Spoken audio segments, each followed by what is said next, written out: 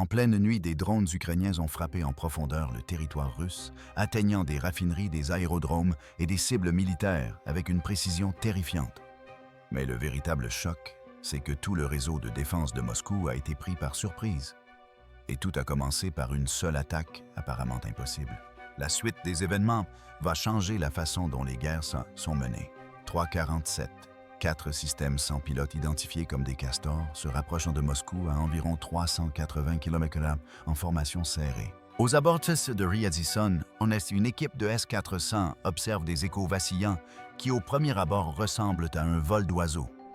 À 52 km de la cible visée et à 27 km de la batterie de S. 400, le radar de tête grimpe brusquement à 800 impsons. Les calculs d'interception permettent de réduire considérablement le temps d'acquisition. Un intercepteur lancé depuis la surface aurait environ 27 secondes pour atteindre la cible. Les drones alimentés par une source d'énergie de secours peuvent atteindre la zone morte de 2 km du S-400 en environ 41 secondes. Chaque seconde retirée du cycle de décision réduit les options, identifiées, autorisées et engagées, jusqu'à ce qu'une seule erreur d'appréciation devienne déterminante. 2 intercepteurs 48N6DM sont déployés. Le 48N6DM accélère brusquement. Le profil d'engagement enregistré ici montre une accélération de Mach 6 en environ 3 secondes. Immédiatement après le lancement, les Beavers plongent vers environ 200 m et disparaissant sous l'horizon radar. C'est une faiblesse critique pour les intercepteurs à guidage radar semi-actif. Ils ont besoin que la station au sol éclaire la cible en permanence.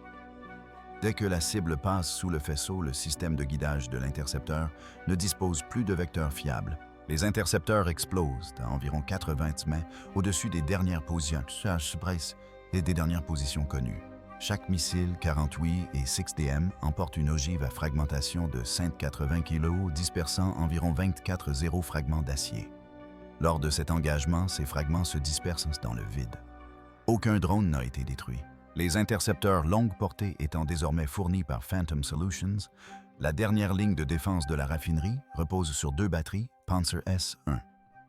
Le radar, Panzer RS-21, fonctionne sur les bandes UHF et EHF et est optimisé pour les échos de grande amplitude. Face à un drone de 0,1 m situé à environ 8 km, le signal renvoyé est faible. Les contacts sont intermittents. L'armement du penseur, composé de 2 canons jumelés à 38 m de 30 mm, est efficace mais limité par la rotation hydraulique. Une rotation de 180 degrés prend environ 3,2 secondes. Les capteurs qui détectent un saut, une chute ou un scintillement combiné à la lenteur de la tourelle réduisent la fenêtre d'engagement efficace à quelques secondes, 3527. L'ogive du premier castor frappe la raffinerie. 3 autres castors frappant successivement 3 autres cibles présélectionnées. La section ouest de l'installation Cascade consomme environ 140 tonnes de produits pétroliers. En 90 secondes, le secteur ouest se transforme en un brasier infernal atteignant des températures avoisinant les 2 degrés C.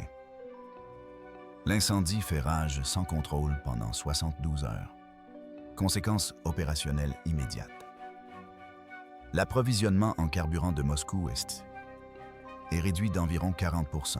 Ce succès tactique unique engendre des menaces logistiques et de mobilité stratégique. Pendant que les équipes luttent contre l'incendie, une deuxième vague approche. À 470 km de là, une formation de 12 drones se dirige vers la raffinerie Noble-Quivst. 3 batteries Panzer S. 1 sont en place sur place selon un schéma triangulaire pour fournir des champs de tir qui se chevauchent. Chaque radar RS-21E est nominalement capable de suivre environ 20 contacts et d'en engager 4 simultanément à des portées allant jusqu'à environ 20 km. Les commandants de batterie ont étudié les tactiques probables des drones et s'attendent à le faire. Neutralisation de petits drones tactiques. 4 des 12 drones entrants montent à environ 500 mètres et se découvrent. Le logiciel de classification radar reclassifie rapidement les échos. Le rapport d'aspect, la vitesse radiale et la réponse en fréquence commencent à correspondre aux signatures du missile de croisière KH-101. Ce reclassement est délibéré. Les Beavers déploieront des réflecteurs d'angle, des rétroréflecteurs triangulaires en aluminium agencé et synchronisés pour modifier leur section radar apparente. La réflexion renvoie l'énergie vers l'émetteur et amplifie la signature apparente. Un petit réflecteur de 10 cm correctement orienté peut imiter l'écho radar d'un objet beaucoup plus grand. Face à une menace perçue de missiles de croisière, le commandant de la batterie principale suit la doctrine. Les missiles de croisière sont la priorité absolue. Des intercepteurs sont lancés en masse. Le document ici fait état de 857 missiles de classe U-6 lancés en environ 12 secondes, chacun accélérant à environ 300 ms. Ces intercepteurs utilisent un guidage par commande pour la phase initiale, environ les 18 premiers kilomètres, puis un guidage radar semi-actif dans la phase terminale. Mais le radar commence à signaler des manœuvres incompatibles avec un Quicksand 1, les leurs déploient des réflecteurs supplémentaires à intervalles de 2 secondes. Chaque réflecteur libéré crée un nouvel écho radar. Le logiciel radar et de conduite de tir catalogue davantage de cibles. Des intercepteurs coûteux répertoriés ici à environ 3 millions de dollars pièce sont chargés de neutraliser des réflecteurs en aluminium qui ne coûtent que quelques centimes. Les missiles de défense poursuivent des faux contacts qui se multiplient tandis que la véritable menace effectue d'autres manœuvres. Pendant que les défenseurs sont concentrés sur le rideau synthétique, 8 drones UG, 22 supplémentaires approchant à basse altitude depuis la direction opposée à environ 50 mètres.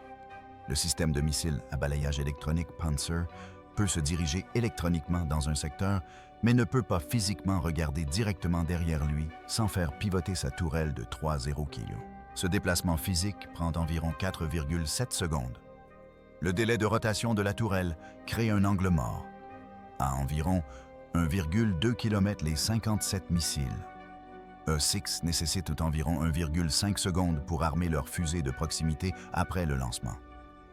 À cette distance, ils impacteraient avant d'être complètement armés. Cela supprime une couche de défense antimissile et ne laisse que les 2 canons à 38 m. Les 2 canons jumelés de 30 mm. 38 m tirent à des cadences cycliques élevées de l'ordre de 200-500 coups par minute par canon enregistrés ici avec une solution de contrôle de tir prédictive. Pour un croisement perpendiculaire à 200 km/h, l'avance est d'environ 31 m. Les attaquants programment les U-Tanton. 22 pour une variation d'altitude dynamique. Toutes les 2 secondes, ils modifient l'altitude de manière aléatoire, entre 40 et 80 m, à l'aide d'altimètres barométriques. Les variations aléatoires d'altitude transforment ce qui devrait être une prédiction déterministe en probabilité. Dans ce scénario, la probabilité d'atteindre la cible avec les systèmes d'armes chute d'environ 83% à environ 31%. Un drone est détruit par les tirs et se désintègre à une certaine distance de la cible, mais 7 parviennent à la pénétrer. 3 de ces missiles ont touché les infrastructures de raffinage désignées pendant que les batteries Panzer rechargeaient leur tube 57-6. Le cycle de rechargement automatique dure environ 90 secondes. Cette fenêtre de rechargement de 90 secondes est une vulnérabilité planifiée que les attaquants ont exploitée. 418 au bonus expose une autre couche de l'approche combinée des armes. 6 Uponolra. 2. 26 Beaver approchant perdent soudainement le GPS et les communications. Les écrans de navigation affichent des parasites. Ceci est dû à l'activation d'un système de guerre électronique Crocus Crossca 4 qui sature le spectre de 0,1 à 18 GHz avec une puissance dirigée. À titre de comparaison, les signaux GPS en orbite sont extrêmement faibles de l'ordre du milliatt. Un brouilleur à champ proche peut saturer ces signaux de plusieurs ordres de grandeur. Le GPS étant hors service, les drones ont utilisé la navigation inertielle.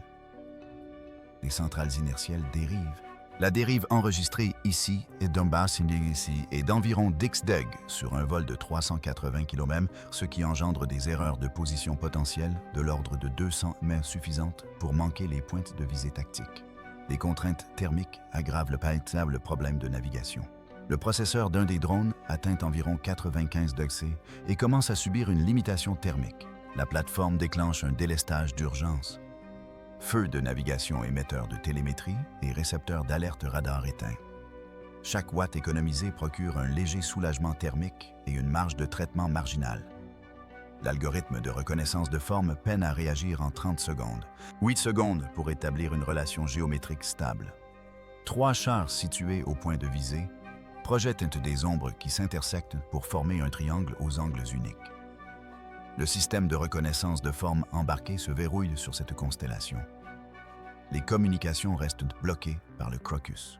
Le castor de tête utilise donc l'étalement de spectre par saut de fréquence pour transmettre une rafale de 128 morsures pendant un intervalle de microsecondes sur le canal 847.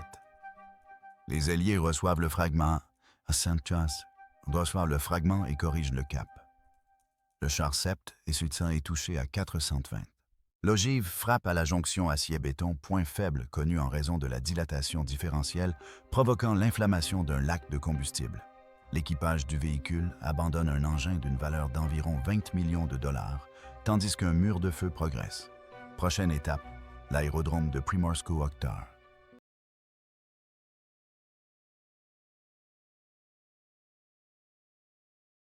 La base est défendue par 4 véhicules. Torm, 2 disposés en losange, avec un espacement d'environ 5 km et 2 chasseurs Su, 35 orbitant à environ 80 m. Le positionnement défensif est modélisé pour fournir une couverture chevauchante. 8 UG-22 entrants volent sur des trajectoires latérales sinusoïdales. Un louvoiement délibéré augmente la consommation de carburant d'environ 8%, mais génère du bruit dans les modèles de mouvement du système de défense. Ce louvoiement soumet les filtres de contrôle de tir TOM-2 à une plus grande incertitude. À 4H32, les tours tirent une salve coordonnée. 6 missiles. 9 mm-38 accélèrent Benetton, avec des moteurs de fusée solides, produisant environ 4,0 kg de poussée et se rapprochent à environ 850 massifs. Le guidage passe du guidage inertiel au guidage par commande, puis au radar actif pour le guidage terminal. En phase terminale, les UG-22 effectuent une remontée verticale à 6G passant d'environ 180 s à environ 1,200 m en 4 secondes environ. À des angles de montée importants, le canard aérodynamique du 9M. 38 décroche et le missile perd le contrôle. Le contrôle vectoriel de la poussée ne peut compenser au-delà de certains angles. La plupart des missiles volent sans danger en dessous de l'altitude cible. La fusée de proximité d'un missile détecte un panache infrarouge et explose, projetant des cubes de tungstène et réduisant un drone en confetti.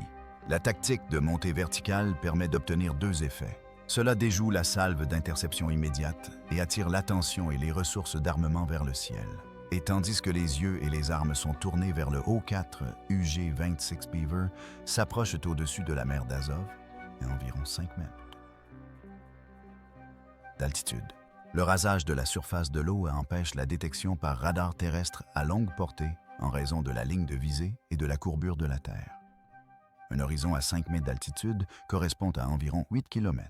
L'itinéraire maritime à basse altitude permet d'accéder au hangar de stockage des Shahed avec un préavis minimal. Le hangar. 2 abritent une trentaine d'unités, Shahed 136 sur leur berceau de maintenance. Chaque Shahed transporte environ 40 kg d'explosifs et 50 litres de carburant. La concentration à l'intérieur d'un hangar d'environ 40 m est d'environ 200 kg d'explosifs et un 500 L de carburant, une densité énergétique largement supérieure aux normes de stockage de l'OTAN. Le premier missile Beaver percute le toit du hangar 2 et soulève la structure. Le hangar 3 suite, 1,3 secondes plus tard. Le hangar 4 suite peu après. En 45 secondes, environ des dizaines d'unités, Shahed et d'équipements de soutien auxiliaire sont détruits.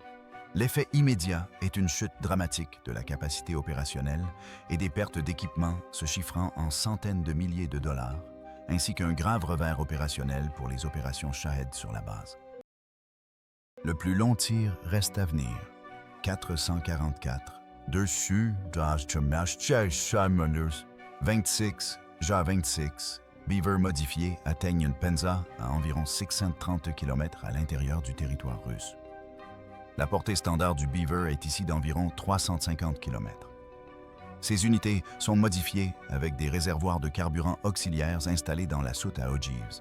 Les assaillants sacrifient environ 5 kg d'explosifs, réduisant une ogive nominale de 20 kg à 15 kg afin d'emporter 12 ailes de carburant supplémentaire, ce qui porte la portée pratique à près de 980 km avec les réserves. Ce compromis technique sacrifie une partie de la létalité terminale au profit de la portée. À Penza, un Su-35 est en mission de chasse. Le radar électronique du pilote en mode faisceau étroit haute puissance assure un suivi précis à environ 43 km en concentrant sa puissance sur un angle de balayage de Dix-Dug. Sans leurre, sans fusées éclairantes et sans brouillage actif embarqué, le pilote tire 2 missiles. Argus.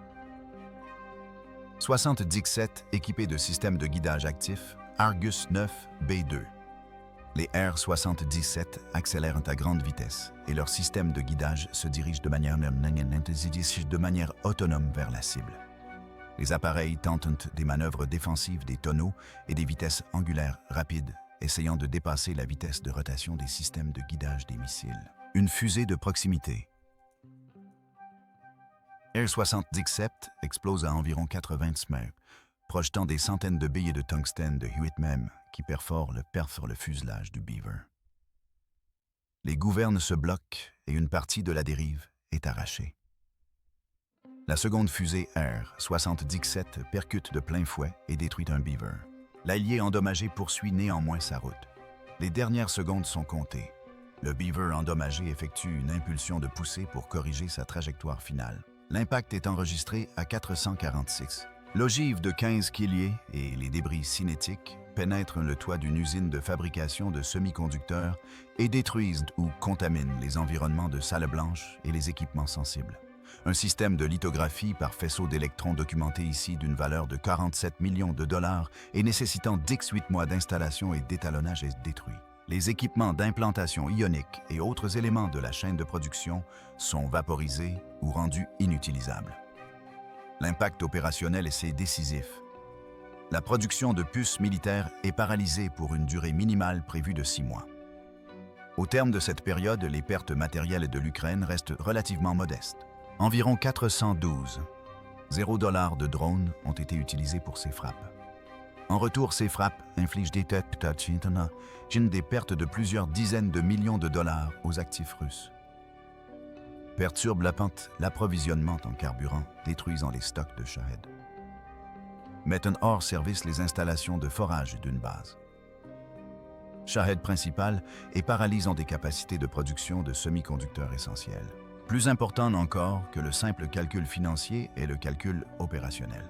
Chaque moyen de défense aérienne retiré de la couverture de première ligne pour protéger les raffineries, les usines ou les bases crée des brèches dans l'espace de combat. En quelques heures, les Russes entament un redéploiement à grande échelle de leur défense aérienne, un processus coûteux, complexe et long. Le véritable effet stratégique réside dans la perception de la portée. Si des drones tactiques modifiés peuvent parcourir plus de 600 km à l'intérieur des terres et frapper des installations de production militaire de grande valeur, alors la géométrie défensive doit être repensée. Les bases et les usines qui se sentaient autrefois à l'abri derrière une ceinture défensive sont désormais à portée. Les frappes entraînent une réaffectation des batteries de défense aérienne, modifient des priorités et imposent des ajustements logistiques. Ce changement de posture crée des opportunités ailleurs sur le champ de bataille. L'opération Night n'a pas seulement infligé des dégâts cinétiques, elle a démontré que la zone de menace s'était étendue. Lorsque de petits drones peuvent atteindre une profondeur stratégique et provoquer de manière fiable des effets disproportionnés, la doctrine, le déploiement et la dissuasion changent du jour au lendemain.